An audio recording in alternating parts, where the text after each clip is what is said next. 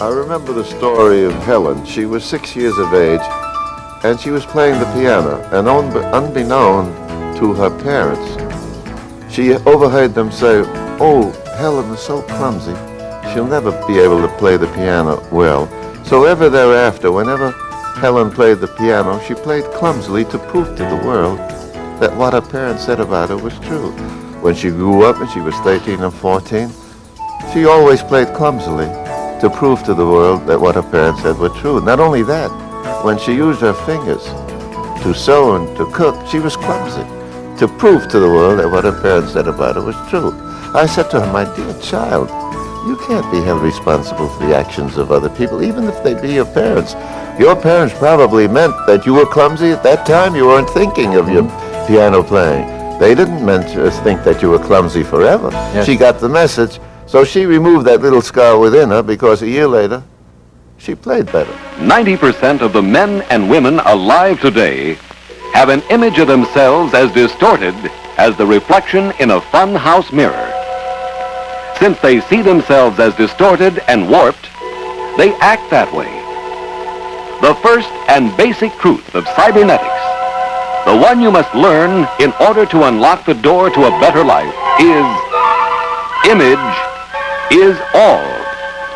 The full implications of this all-important truth started to take shape more than 30 years ago, as a young plastic surgeon began to sort through the photographs that were the record of his professional accomplishments. By giving his patients a new face, he often found he had given them a new self-image. It was no longer necessary for them to hate themselves and to believe everyone else hated them too. But always, there were a few puzzling exceptions. Girls made beautiful again, men saved from ugliness, with no change in their personality. It was then Dr. Maltz began to be fully aware of the implications of self-image.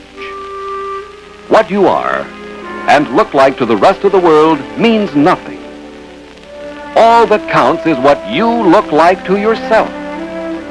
You are happy or unhappy, sick or well, successful or unsuccessful, only as your own self-image demands that you be.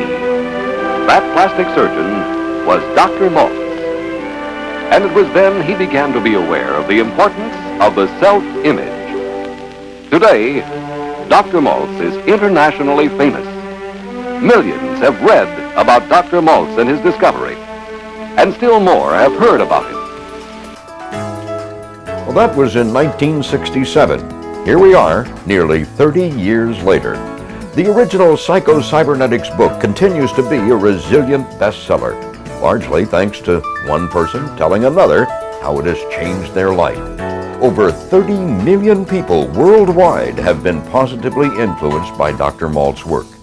Now, you're about to benefit from the ultimate system for personal success based on all of Dr. Maltz's works, Zero Resistance Living. First, though, we'll travel back in time and sit in as Dr. Maltz personally discusses the important history of psycho-cybernetics. Why is self-image so important? The self-image sets the boundaries of human accomplishment. It is the key to your personality, to your behavior, to your character. Enlarge the scope of your self-image through confidence, and you enlarge the scope of what you can do in this world to reach self-fulfillment. Most people have an idea that they are either born to succeed or born to fail, that they're happiness prone or unhappiness prone. That is not true. Many years ago, a beautiful young girl of 18, Anna by name, came to my office. She was in an auto accident. Her left cheek was disfigured. I gave her back her beauty. She looked into the mirror and said, "I don't see any difference."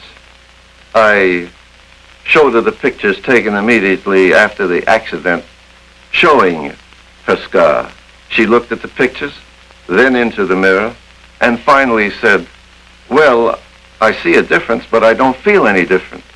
I probed into her background, into her past, and ascertained that 2 years before the accident, she was engaged to a young man who suddenly ran off and married someone else.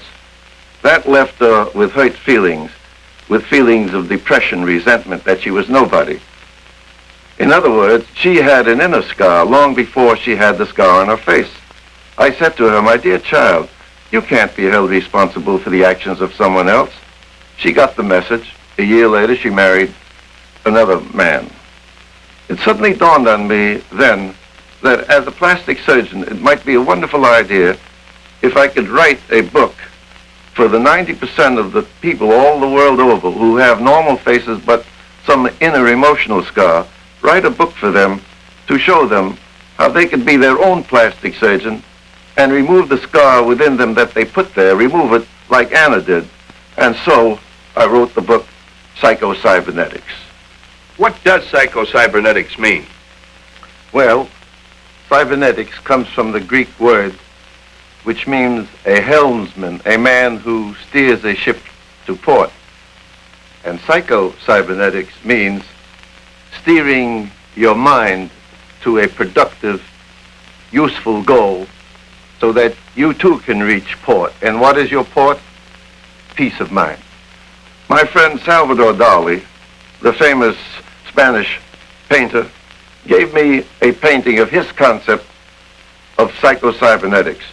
In the center of this painting is a world divided in two parts. The left is a world in shadow from frustration. Here you have man's image shrunk into the size of a small potato, moving away from reality, from the world, towards the black angel of destruction. Below you see a ship without any sails, about to capsize in the rough seas of frustration. The other half of man's inner world is a world of sunlight through confidence. Here man's image is 10 feet tall, and he's walking towards the sun. A swallow is flying toward the sun. Below, you see a ship in calm waters about to reach port. And what is this port? Peace of mind. And so we, as individuals, must realize that we have two worlds within us. A world in shadow from frustration and a world in sunlight from confidence. And we can easily learn to walk away from this shadowed world of frustration into the dawn of a new world through confidence. Therefore, the first fundamentally important lesson of psycho-cybernetics is that you have a self-image and that you can change your self-image.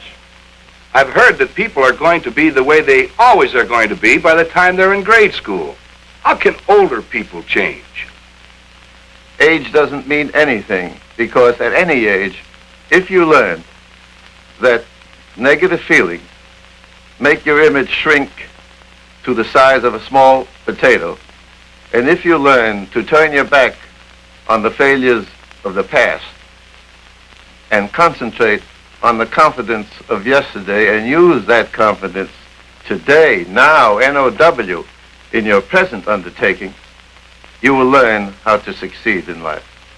There are 11 other lessons or steps, and the second one is that you have a success mechanism within you, a self-servo mechanism that will steer your mind to a productive goal if you will let it.